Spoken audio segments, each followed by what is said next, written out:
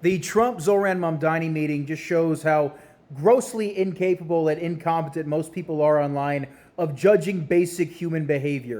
Everybody seems to be confused about this online. The right can't decide whether Trump got played or whether he just forged some unexpected alliance with the socialists. The left is convinced that Mamdani is doing some kind of managerial manipulation and outsmarted Trump. Everybody is reacting strictly through their own partisan political lens because that's how politics is processed now.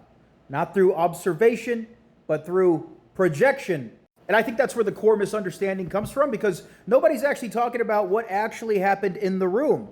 I'm going to give you a third interpretation, not pro-Trump and not pro-Mamdani, but a behavioral read based on what their body language and their interaction actually signaled. You don't have to agree with me, but it's at least grounded in something other than just team loyalty.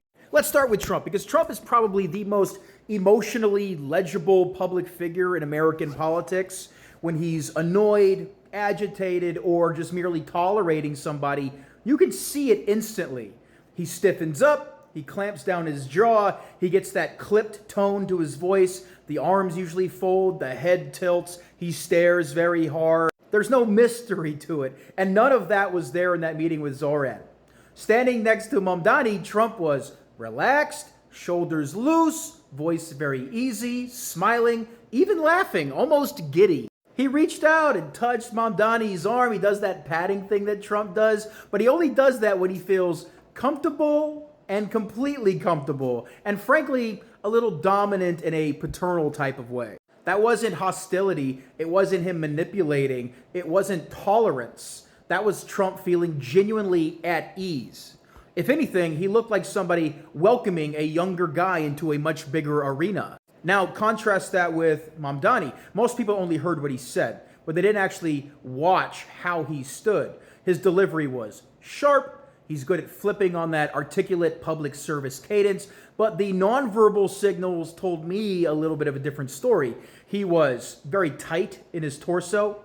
He has more controlled facial movements, less expressive than he normally is. There was a tension in his jaw and a carefulness in his phrasing that you don't normally see whenever he's ever spoken before, especially in New York, surrounded by his own supported crowd. He wasn't emanating or radiating that same fiery confidence that he had, say, on the night that he won in New York. He looked like somebody who had gone through a moment of realization where he suddenly understood the scale of the rooms that he was now standing in. And that makes total sense. He's only 34, very young. He just won the mayoralty of the most powerful city in the world, basically. He walked into the Oval Office, which is not just a symbolic room, but the actual nerve center of all federal power.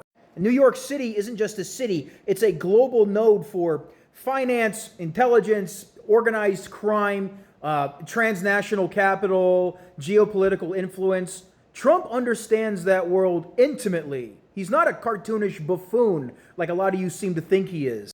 Mamdani is just now stepping into it, and the body language kind of matched that reality. Trump was very eased, amused, almost fatherly.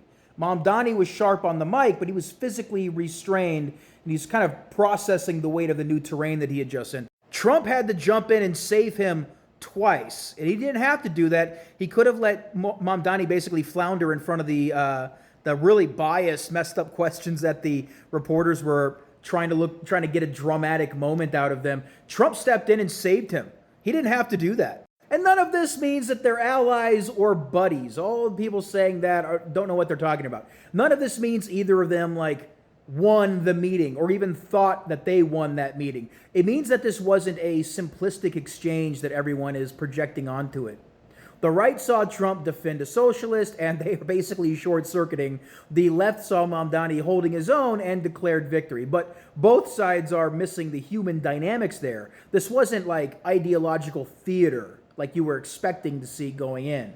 It was a moment where status, experience, age, institutional gravity, and the realities of power all came into play. The interaction looks less like a debate and more like a power ritual. It's a moment where someone who's used to operating at the highest level meets someone who is just now arriving there. Trump acted like a man comfortable in that ecosystem, because he is. He's lived in it his entire life, and he's been involved in this political system with everyone coming for his throat, literally, for over 10 years now. Mamdani acted like a man smart enough to understand exactly how serious that ecosystem really is. Because it is deadly serious. Mamdani is now in the big leagues. This is the game where sometimes you don't make it out alive. So my take is very simple, really. Everybody reading this meeting as either a left win or a right win is misinterpreting it because they're filtering it through their own political loyalties. But if you strip that away and you just look at their behavior from like a zoological perspective, what you see is a genuine, relaxed Trump and a careful, slightly tightened Mamdani recognizing the stakes of the position that he now holds. Not humiliation, not domination, not triumph, but orientation. A recalibration moment. And the reason most people aren't seeing that is because most people weren't looking for human signals. They were looking for a scoreboard moment. But life doesn't always give you scoreboard moments. Sometimes it just gives you a glimpse into the hierarchy behind the speeches, and I think that's what this was.